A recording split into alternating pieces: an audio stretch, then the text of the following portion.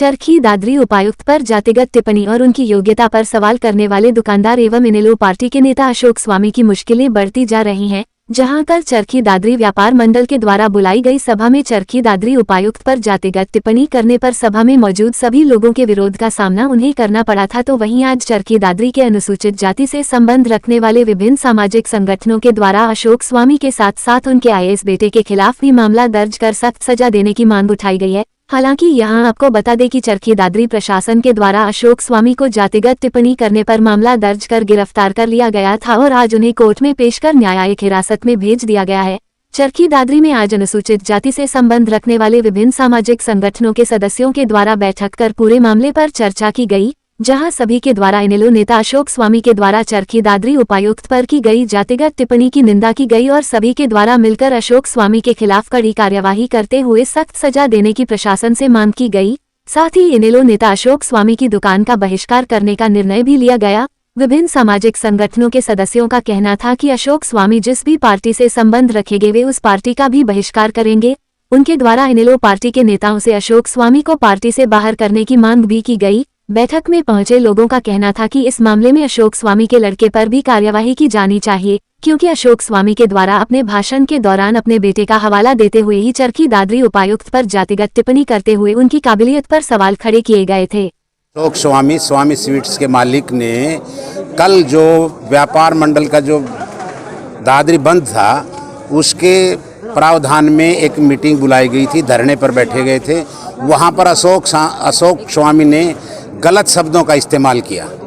उन्होंने तो केवल ये शब्द एक हमारे उपायुक्त महोदय के विरुद्ध नहीं बोले, उसने पूरे हिंदुस्तान के जो संविधान जिसके तहत चलता है, हिंदुस्तान जिस संविधान से चलता है उसका विरोध किया है। उसके विरुद्ध तो देशद्रोही का केस दर्ज होना चाहिए, क्योंकि जो ये बात उठाई गई है, ये मणिपुर जैसी हालात क्रिएट किए जा रहे हैं सामाजिक दूरी बनाने के लिए। ये कोई ना कोई किसी न किसी की तरह से भेजा हुआ एक तंत्र था, जो कि हमारे समाज के लिए बहुत ही घातक सिद्ध होने जा रहा है। क्योंकि जो बातें वो कह रहा है, लास्ट में उसने माफ़ी मांगने के बाद भी यही कहा कि ये बात तो है ही, तो इसका मतलब ये माफ़ी नहीं मांगी गई, ये हमारे समाज को प्रताड़ित करने के लिए। मैं खुद एक जिला शिक्षा अधिकारी के पद पर रहा हूँ, ये मेरे को भी पता है। जब कोई भी एक ऐसे शब्द बोल देता था तो हमारे लिए वहाँ से खड़ा होना मुश्किल हो जाता था। तो ये एक हमारे उपायुक्त महोदय के प्रति क्या महसूस किया होगा, उसने क्या फील किया होगा, ये आप सोचने की बात है। तो इसलिए पूरा समाज आज इकट्ठा हुआ है और उसके विरुद्ध सख्त से सख्त कार्रवाई के लिए निर्णय लिया गया है। और कल बात अकेली गिरफ्तारी से नहीं है, ये उसका गिरफ्तारी होने का मतलब ये नहीं है कि वो काम खत्म हो गया। ये पूरे समाज, पूरे हमारे हिंदुस्तान को ये मैसेज भेजना है कि ऐसे शब्द कहना ये कानूनी जुर्म है और उसको कोई और भी कोई ऐसा नागरिक इन बातों के ऊपर बात ना करे। इसलिए ये ज़रूरी है कि एजिटेशन करना, उसके विरुद्ध कार्रवाई करवाने के लिए सारे समाज को, दादरी में भी, पूरे हिंदुस्तान में, पूरे हरियाणा में ये मैसेज हम भेजेंगे और इसके लिए उसके विरुद्ध हर जगह एफआईआर लॉन्च करवाई जाएगी। और सर्व समाज से भी मैं ये विनती करता हूँ, मेरे समाज से भी, कि शांतिपूर्ण ढंग से कोई भी एजिटेशन किया जाए, शांतिपूर्ण ढंग से उसका काम किया जाए। आज ये इतना बड़ा मामला जो हमारे अनुसूचित जाति अफसर हो चाहे दूसरा हो, जब अफसर के ऊपर ये हालत है अफसर के साथ, तो हमारे साथ क्या होगा, छोटे आदमियों के साथ क्या होगा। तो इसलिए हमने आज ये मीटिंग रखी और इसमें फैसला लिया है, हमने ये निर्णय लिया है कि कल हम एजिटेशन 2 बजे इसके बारे में एजिटेशन करेंगे।